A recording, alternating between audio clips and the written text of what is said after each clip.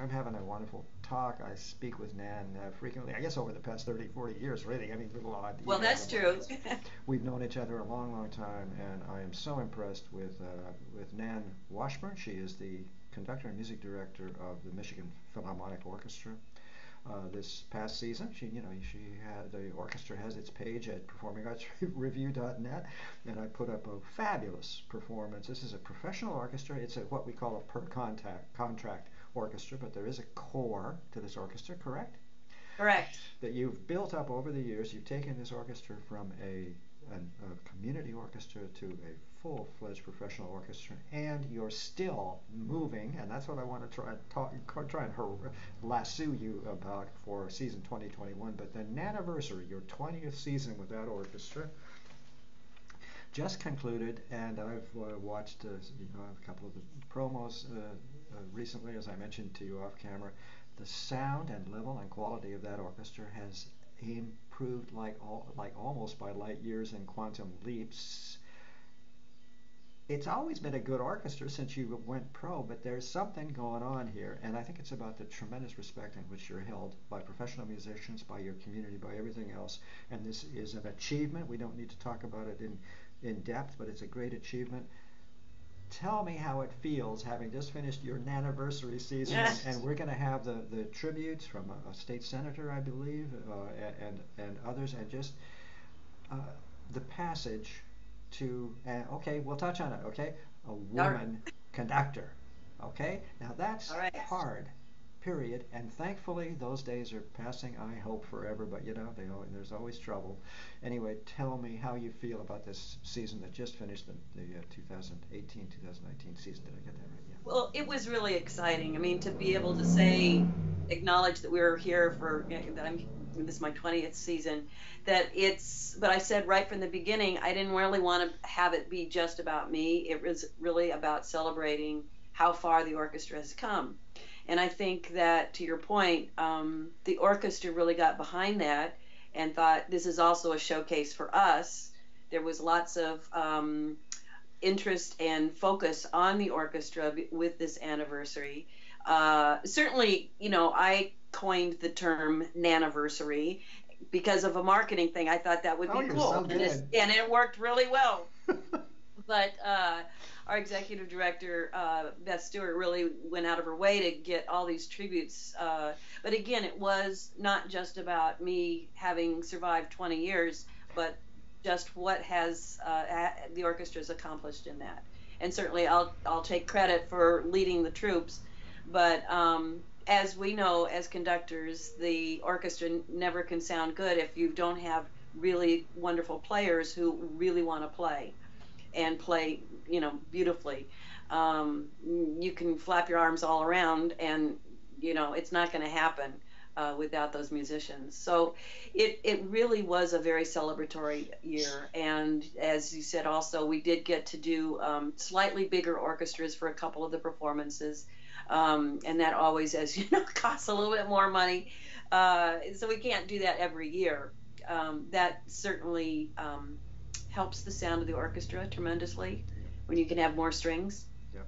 And I will keep trying to push for that as we can spend our pennies wisely.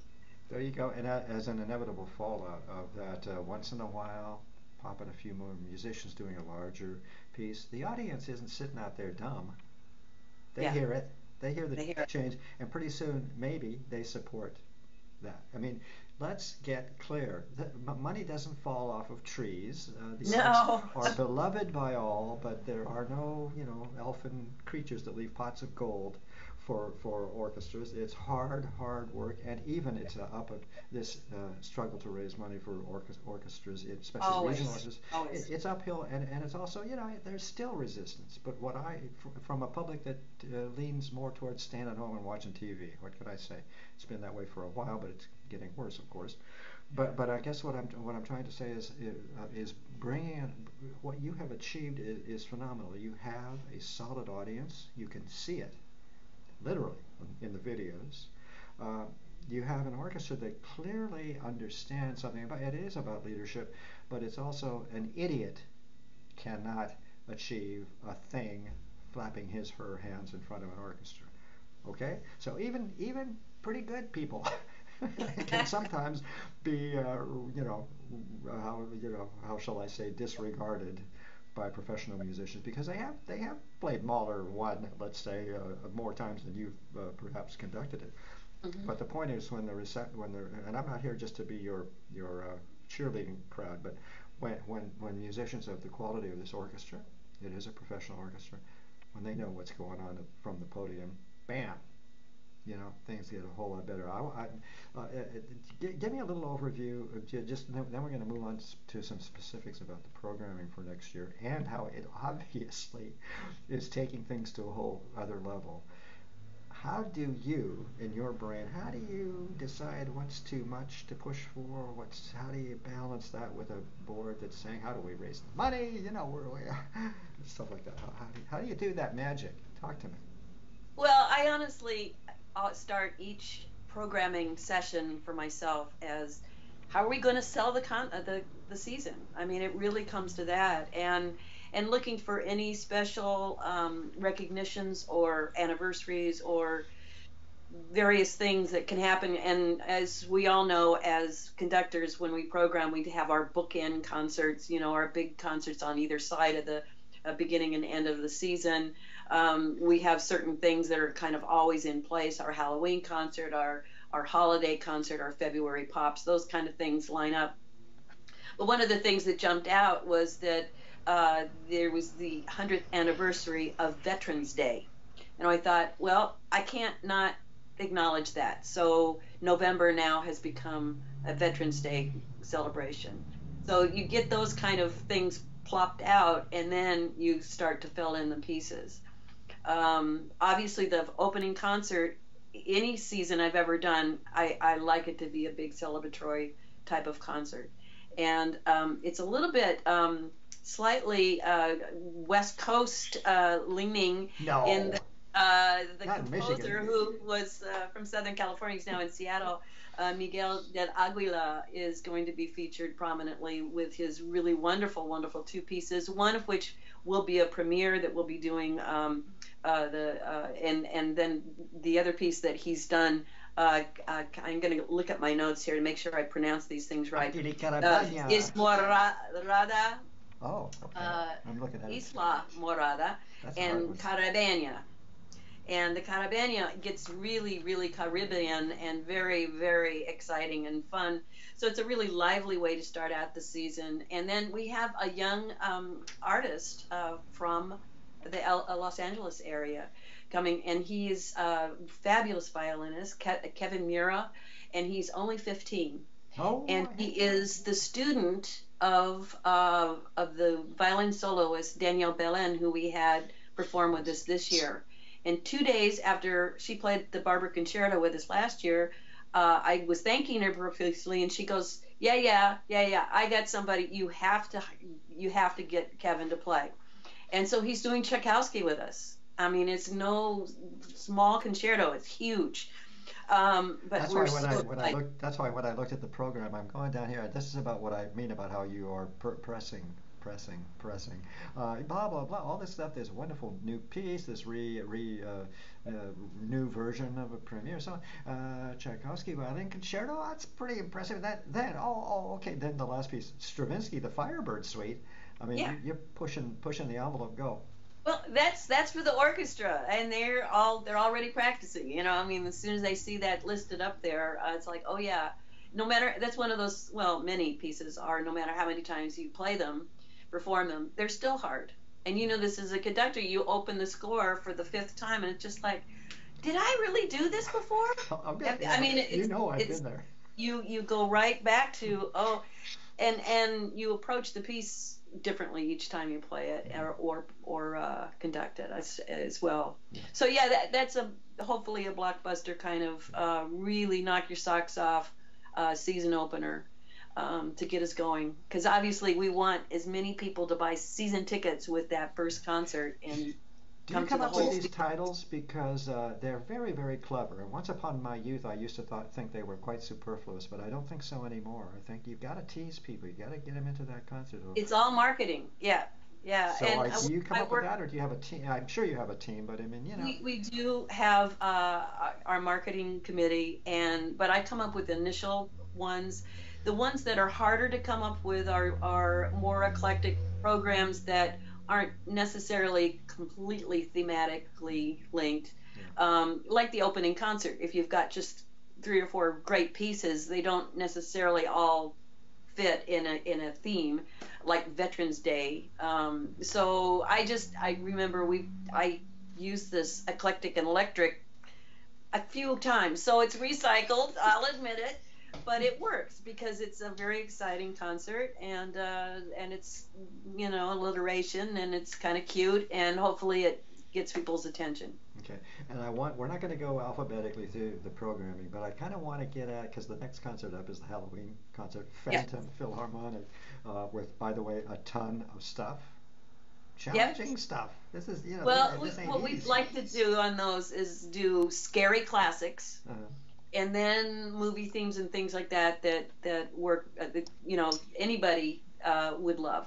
And and, so it is an education of trying to get lure people in, even if we're wearing funny costumes, and then they'll hear Bach and Wagner, and yeah, and by the way, why there's not? nothing worse, nothing wrong with the Black Panther thing. If I see No. that here, so on. But I guess what I'm getting at is let's just look at that for a moment. Okay, you found this thing, this marketing thing, Halloween thing. How long ago was that? I mean, when did that kind of start? 10 years, 20, 15, No, no, 6? no. It's more recent. Maybe, I'm going to say 6. I'm trying to count the costumes I've had. And I So, haven't but figured out this year's yet. but But I guess the point is, at what point did the light bulb? Really, what we're talking about to every other regional orchestra in this country, this is going to go out to a lot of people. Performing Arts Review done that. It's just how you get a grip on grabbing the imagination of people. What was a right. concert suddenly became Phantom Philharmonic, and you went ding dong. We're not going to get in the way of Halloween. Nobody will show up at the concert. You know what I'm saying? I mean, Right. but you put this together. I mean, I guess I'm just trying to figure out, was it a brainstorm? Was it from you? Was it from I know you have a committee, but tell me, when did it Well, suddenly solidify? I definitely wanted to do a Halloween concert, and then proposed the idea. We did some preliminary one, I think a couple, maybe 10 years ago, 12 years ago, and they didn't quite get traction.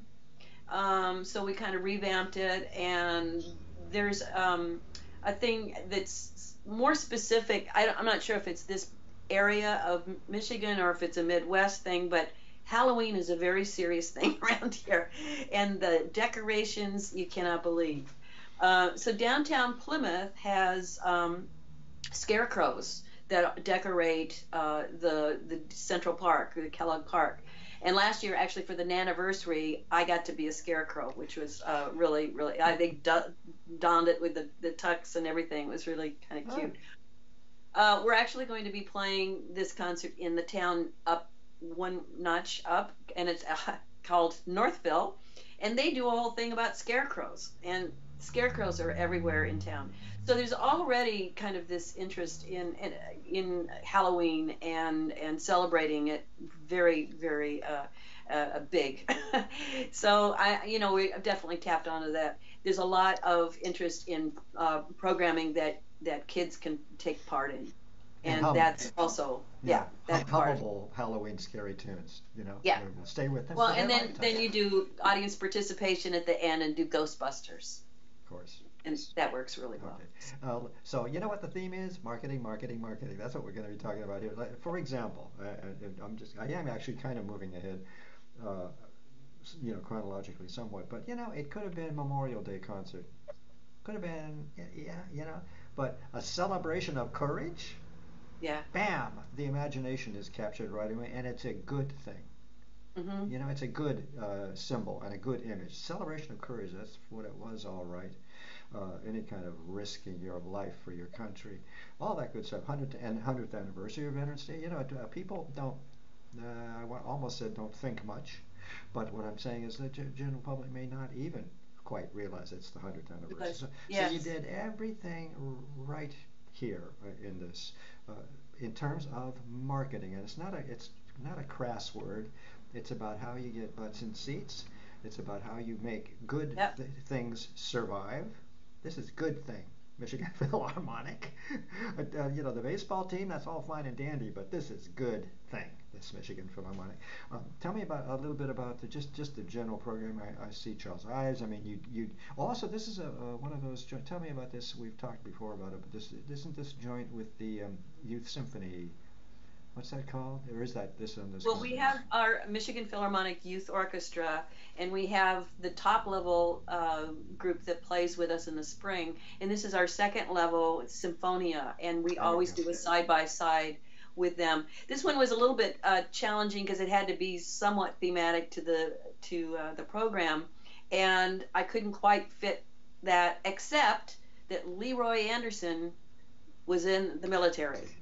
So I figured that that worked really well to celebrate him, and so it's a collection of some of the favorite tunes.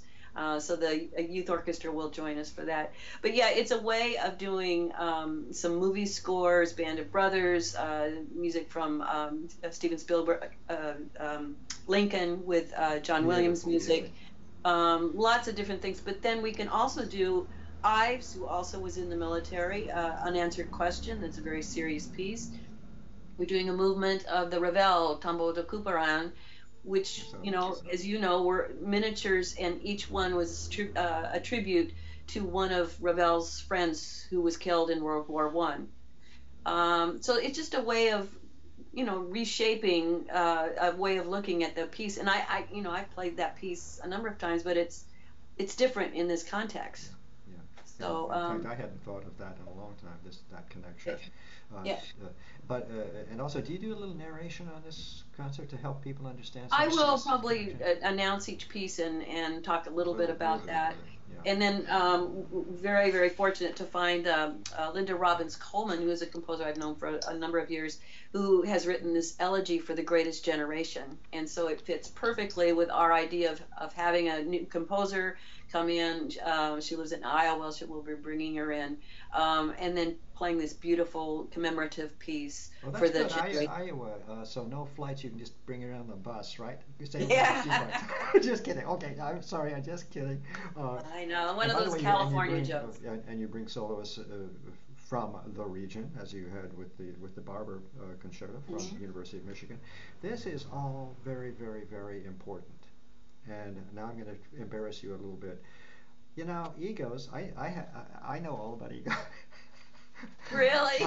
Egos would bring in would break the bank to bring in the big hot shots, and would they do the whole spiel? And of course, that's all very good. I don't mean to be. I hope I'm not going to get myself in trouble. But you really, I see consistently, you concentrate on the talent you have in your region, and it's extraordinary. The University of Michigan alone, and so on, and composers, regional composers, kind of for the most part. The odd Californian comes in and gets a chance to see the Midwest. But you kind of see what I'm getting at. You handle the structure of this orchestra and its responsibilities and its budgets very, very responsibly. That's why I think you're going to be there till you drop dead at the podium. I'm counting on it. Go ahead. Where were we?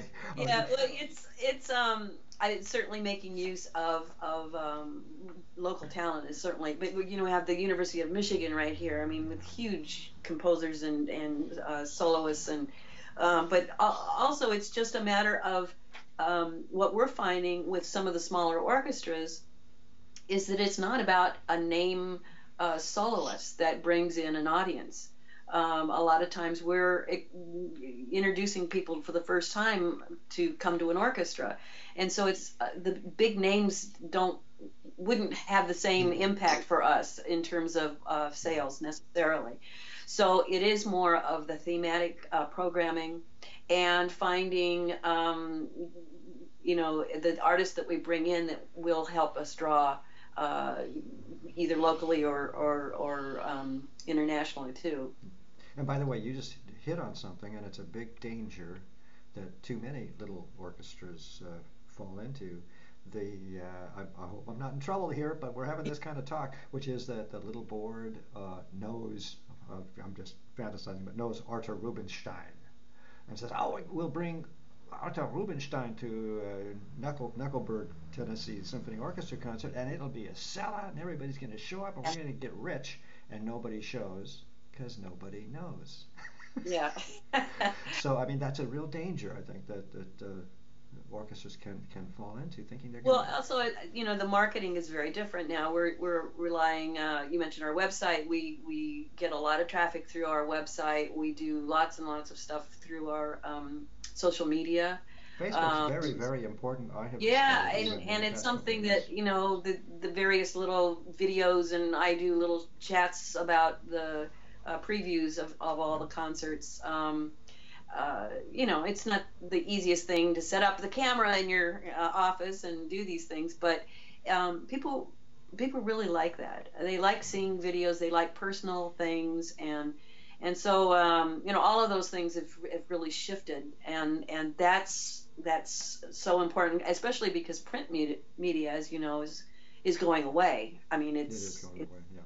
we haven't had a review from our orchestra. I can't even remember. Maybe 15 years ago, maybe was the Mm. last one we got. There's no print media that can Yeah. has an arts area. Also, in terms of just advertising budget, as Yeah, I've been right. there, I've been on the inside. A quarter page color ad, $425, and it lasts one day. Yeah. And maybe I don't know 7% of whomever may have picked up that particular on and on. And so the social media is really really crucial. And I want to we've had to talk a couple times because you are so gifted with your board member. But I think really, and I want people to other people who run other orchestras, other regional orchestras particularly, who I hope are going to watch this interview. I want them to go have a look at Michigan Philharmonic because you guys have your act together on this. You will agree, right? There, whatever it's been over the past few years, you've got a combination of people, very dynamic people, that are seeing to it that the visual image is first class and is present and is always there. You want to tell me when that started to really take shape? I mean, 10 years ago, five, what, how? Because you're at the Well, top of the game on this. Okay, fine. we are incredibly fortunate to have a board member that does like 8 cameras at each one of our concerts. But that he actually didn't know anything about the orchestra until his daughter and son were members of our youth orchestra. In fact, his daughter was one of 7 kids that started with us. That was 2003, and he's been on the board for a number of years. He often can't make it to board meetings because he primarily works in Germany, even though he lives here. And he has an amazing talent and a total commitment to doing this. And so, what's been great too is that he records the concerts, and then the audio portion of it is shipped off to our local WRCJ 90.9 FM, who will broadcast. Like I think we do 5 concerts each year with them. And all of that is because of Ken Kaiser and his donation to us. So he's made us look and sound really good. And it's very, very important. That's the message I want you and I both to put out to our colleagues in other regional and community orchestras. A, it doesn't really cost much of anything to begin to start to realize the importance of moving pictures. I mean, it is a visual society, period. People are not reading. It's horrible. That's right. I'm saddened, and I understand it completely. I hardly have any time to read anymore, and have always been an avid reader. But what I'm saying is this tide is changing, and community orchestras, regional orchestras need to really get with it on this. This isn't superficial. This is serious marketing now. This Mm-hmm. targeting of social media. And here in my town of Santa Barbara, some of the big organizations who have always kind of done the things their usual way with print media are now very much more presence on Facebook, and it makes a huge difference. Okay, let's see. Now you always do a chamber music program. Thank you very much. It's Mm-hmm. very important, and it's a different Yes. color. It's a whole different venue. Let's see. What do I have? Stuart Ross Carlson, composer and violinist. Is he going to be the featured guy for this miniature masterpieces Yes. serenade? So we're switching it up. We often do a kind of miniature orchestra of like 15 different instruments. This is going to be a small string orchestra for this one. And Stuart, speaking of our youth orchestra, actually came through our youth orchestra program. He is brilliant, absolutely brilliant performer and composer. He's still, he may be a senior at the University of Michigan this year. I'm not sure he's that old yet. Phenomenal, phenomenal. And we're really excited. He's done this piece called Fiddle Suite, which will feature two fiddles, him and our concertmaster for the concert, and then he's done this amazing rendition of Amazing Grace, and he's going to orchestrate that for us. Right now, it's for violin and piano, but it's somebody that's really just a phenomenal talent, and right here. And also, excuse me, the way the training works, the dividends you get back, that you're getting back from the youth orchestra, from kids who got turned on because of what the Michigan Philharmonic offers, the youth orchestra, and in adulthood gives some payback. That's how it works, really. I want to mention, we got in February, you've got a kind of, it looks like a Beatles concert. That's right. And I'm sure it's right. not going to be tacky. It's going to be very classy because that's how you operate. Mahler Madness, March 15th. Let's talk about that because now you're talking. You pick up a few more players, maybe. Yeah, for this one. Yeah. For Mahler Symphony and number it's 4. number 4, which by the way is very 4. seldom performed. I think really when you look at the others, 3, 2, the Titan number 5, 1, yeah, and so on. 4, I kind of think I remember it. You know what I mean? But it's been a long time since I heard 4. Why'd you choose 4? It's always been one of my very favorites. The last movement, which brings in a soprano, and it's the child's view of heaven, and it's just the imagery of. As you speak. I have it on an old LP that I kind of wore out listening over and over and over again. I have been debating because, as you probably know, there are. I think 2 different chamber versions of that piece. And every January I've thought, because we did a small version of the Symphony number 1, very good arrangement of it. And I've been thinking about the 4. And then I finally said, no, I want to do the big symphony. I really do. So, and then the alliteration of just putting it in March, because that's always been one of our bigger concerts. And then because around here sports is a big thing, and March Madness is like that whole thing about the basketball stuff, and so we thought let's play on that a little bit, and so that's how that title came about. And then you end it all with a jazz concert on April 18th, just to make sure everybody's has recuperated from that. The experience of Gustav Mahler. Yes, you do everything. By the way, let's talk a little bit. Something's coming up, I think, on the 26th of June. You do have a summer season. 29th of June. We have what we have is our annual patriotic concert, an American Salute. It's right downtown. Plymouth has this lovely little park called Kellogg Park, and all summer long there are concerts there. And so we are one of many concerts, but we pull in a very large crowd. It's 2,000 to 3,000 people. And we, do 1812 Overture and lots of American music. And how dare you? I've always wanted to do 1812 Overture since I was a kid. I can hear the cannons. How do I talk to the military to get that? And there you go, performing it. Well, we do it with digital cannons, but they work really well on big speakers. Yeah, of course. So that's a sample pad. It's kind of interesting, the technology. But, and ending with Stars and Stripes. It's a really fun concert. And also a salute to the veterans with that Armed Forces salute. I mean, that's a kind of a standard piece to perform as well.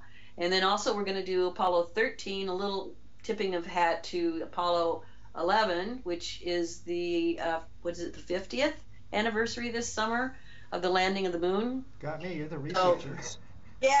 So you have to think back. I remember what I was doing that day when they walked on the moon. See, it's a lot more than just sitting down and say, I think I'll do a little Mozart, I think I'll do a little It's about making somehow a lot, in many cases, trying to make things sync in some way and connect with Yeah, just a little history. bit. Yeah. Yeah. And then we switch gears, and in July we have two performances. One at Kensington Metro Park, I saw that. which is west of here, west and north. And then we'll be playing also downtown Detroit at Campus Martius Park, which is a wonderful, you know, rejuvenation of downtown Detroit. And we'll be doing Michigan Phil Goes to the Movies. So we'll be doing movie music and ending with Mary Poppins Returns. And Campus Martius is going to be showing the film. No, please. I mean, come on. You've thought of everything. That's incredible. You know, especially in your part of the country. Mary Poppins, give me a break. It's going to be huge. Also, you know, now what you just mentioned to me are a couple of outdoor concerts. The Detroit concert is an outdoor concert. Yes, Who picks they're up all. the tab? I've Yep. deliberately set you up. You know what I mean? When Okay. those have to be offered free to the public, how do you get that That's funded considering everything else? That's correct. So yes, each one has to have its own funding. We're very fortunate for the metro parks have, you know, it's a contract service that they will provide, ask us to play, and they make, if it's a good sunny day, we got 7,000 people. Was it last year or the year before? How many? And each one of 7,000. Wow. And they're each one has to pay a fee coming in the door for the per Park? car, per Uh-huh. car, yeah. So Like at the they drive-in once almost upon a make time. it back. So Yeah, wow. And these are um, giant metro parks. You explained it to me last year. very, very Yeah, large. in the Michigan Yes, area, huge regional yeah, and park and even. beautiful, beautiful. Yeah, And just somehow, I mean, I'm sure that other outfits are contracted, but are you one of two or three orchestras that are contracted by the metro parks, or do you have the gig? Do you know? well, it's mostly when they have the money, they contact us. They don't always have. A couple of years ago, it was their 75th anniversary, so we were hired to do four different metro parks, and that was very exciting. This year, we're just doing the one, and then the Campus Martius downtown event is going to be funded by Ally Bank, and so we're very excited about Is that. that somebody from your team that goes out and chases Allied Bank, or is that just Well, we tradition? we have a Allied Bank uh, head person on our board, Hello, hey, and hello out there yeah, in the viewing and she land. used to play violin in high school, and she's a treasured board member, and we're very very thankful that she has pushed this through. And here's how you do it, as you know very well. I can't, I walk on eggshells and crush them all over my career. But the point is, it's a very delicate thing. You must be you and others must be very careful. What I mean is not afraid, but just careful. Everyone has value. You know what I mean? Everybody has value. And when you celebrate everyone's value around you, you know what I mean? The benefits blossom and blossom and blossom, and that's my way of complimenting you, Nan Washburn. There's something there about the way you work with people, about the way you make things happen, about your diverse and very very challenging and interesting and ideas filled programming, Hmm. and that you are savvy about marketing clearly. Well, it's a team, and it's not Of just course. me, Well, but but you know, there's leadership that's needed. That's you, and of course, there's always a team, and luck. Your video man, you know what incredible luck. Well, I've told you that I think you're in an absolutely ideal and growing position there with Michigan Philharmonic. And clearly, there's something what I'm trying to get at as an ending to this. We were talking about the 2019-2020 season coming up. We touched a little bit on your anniversary, 20th anniversary season. Now I'm looking a little bit toward the future. You know, how long uh, will it last? How long can it last? But also, where are you taking this orchestra? Clearly, Michigan Philharmonic is going to live up to its name. You know what I'm trying to say. well, we are going to celebrate as an orchestra our 75th Yeah. anniversary year after next. So that's going to be the next plateau to leap to. I think, and that's hopefully will be a few bigger orchestras and things like that. But I mean, I think it's just, I still think that we are still on our upswing, reaching our potential. We do things differently. Many other orchestras in the area actually are trying to copy what we're doing, and a lot of the things that a lot of orchestras are doing across the country, we did 20 years ago. We've had that forward thinking. We're not taking it just same old, and it means that every concert is an educational, has an educational component to it. I have done more and more concerts that are slightly hybrids that have just a little teeny bit of pops, but also some mainstay classical music. Certainly, and it is a way of getting people to be less afraid to come to an orchestra concert. It's still a hard go, as you know. It's not just watching TV anymore. It's about being, on your electronic devices and computers and iPods and everything. And it's a challenge to get people to come to live events. Yeah, and you have to be very imaginative and offer them a good time. Yep. Okay. Nan Washburn, conductor and music director of the Michigan Philharmonic Orchestra. It's always a great treat talking to you. We have just had a pretty good overview of the upcoming 2019-2020 season, but more importantly, because this is what I want to pass on, this is why I'm so interested in interviewing especially regional and community orchestras, what a yeoman's work is involved in keeping the arts alive in these smaller areas. And of course there are the joys and the rewards and all of that, but it's such hard work and so little recognition, I think, and that's really what I want to try to do. I'm so curious as a conductor, of course. I'm so curious about all of the wonderful things. I'm seeing already, just in kind of chasing other orchestras, absolutely amazing stuff going on in orchestras that I never even heard of. You know what I'm saying? Throughout this country, Canada, and so on. Nan, many thanks for giving me some time. All this, we're going to freshen up your page, the Michigan Philharmonic page at performingartsreview.net. We'll put up this interview. We'll change out some photographs. There's a wonderful kind of overview of last season, beautiful, with interviews with soloists and a little peek at rehearsals. It's a beautiful, beautiful video. Once again, beautifully put together. These are the secrets. Visual. Thanks, I appreciate it. Thank you, Dan. I guess we're done. See you. Okay. All right. Thank Bye-bye. you.